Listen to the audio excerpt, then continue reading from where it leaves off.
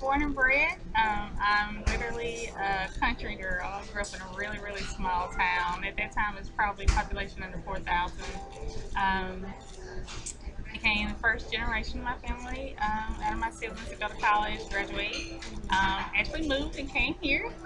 I was married to a man in the military at the time, transferred to Memphis and got a divorce.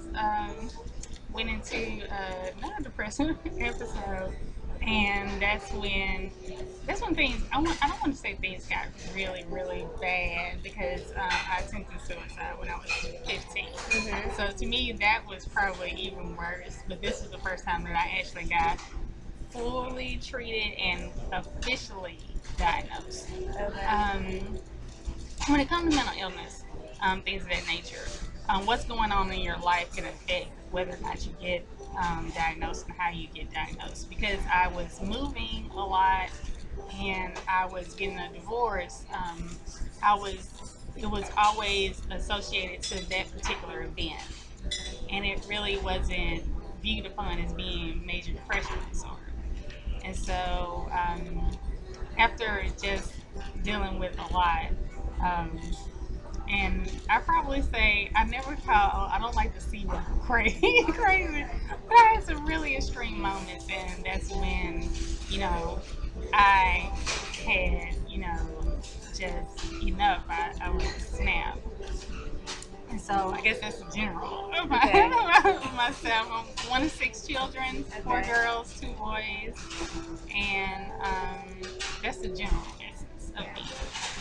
Do you find that it's more prevalent, would you say, in Mississippi to have people with mental health issues, or would you say it's population-wise, generational-wise, or how do you view it? I would say, when in terms of Mississippi, I think you're less likely to get treatment. Okay. One, because a lot of the areas are rural areas, and so you don't have access. You have people who are having issues and having access to just regular medical care, and so when you add mental health care on top of that, there's a lot of deep stigma. You're in the Bible Belt, so you have to deal with a lot of religious beliefs, and there's nothing wrong with having those religious beliefs, but it's always a fine line. So I think when you look at in states such as Mississippi, you're looking at a population that's less likely to get treated for mental illness. Okay. So with people being less likely to be treated, what do you recommend? Like, what are some things that you can kind of help prepare people for, when they feel like they're getting to that point where they need to seek treatment? Um, First thing is you really have to know that it's something that you want. I think a lot of the misperception is, one, people assume that there's nothing wrong with you, that you should just get over it. Um, because African Americans, we have this strong history, this strong pride, and I took a real issue, being a black woman. I felt like I should be able to handle it. My mother, she went through a domestic violence situation. She raised six children.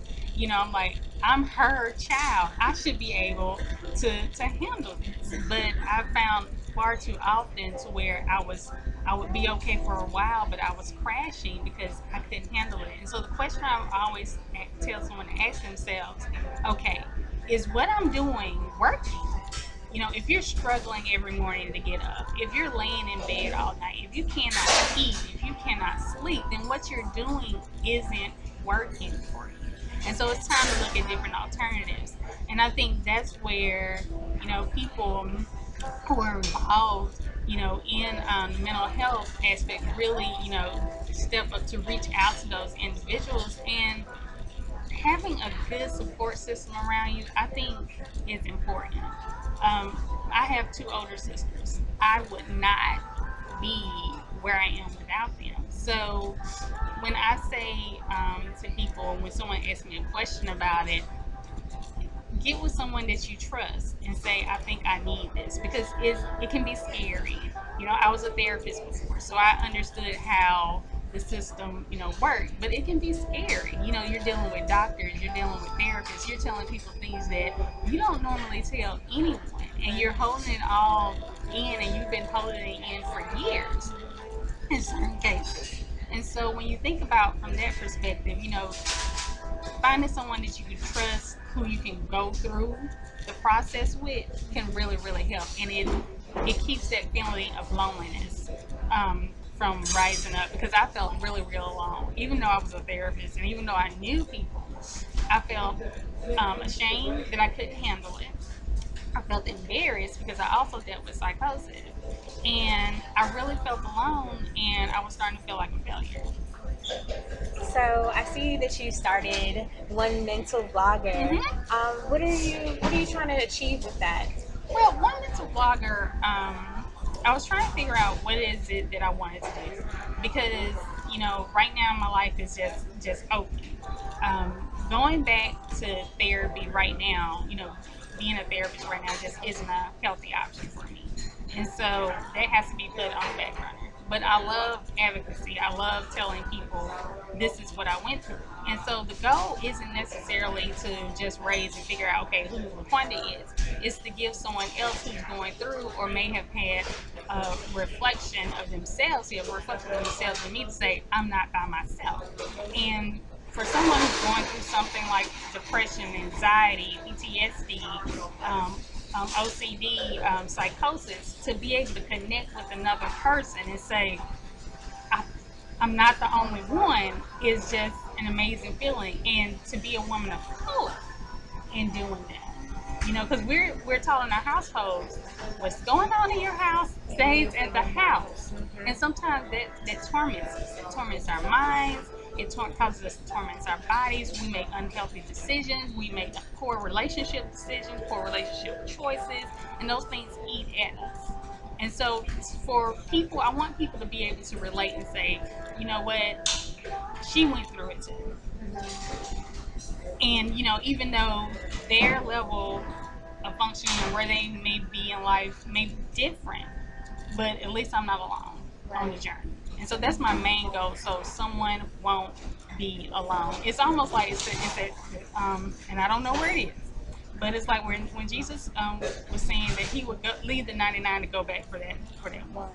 And I felt like I was that one that he came back for. And so when I became healthy, I asked the Lord, I said, you give me love, peace, and joy, then I will forever tell the story.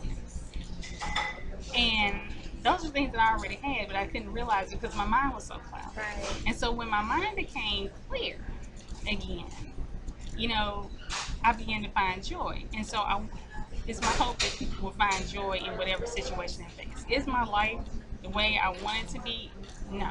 Do I have people in my life who have gone on to do amazing things, and I'm still on step by step trying to figure out what I want to do? Yes. But where I am right now, I have so much joy, and I want someone else to be able to receive that.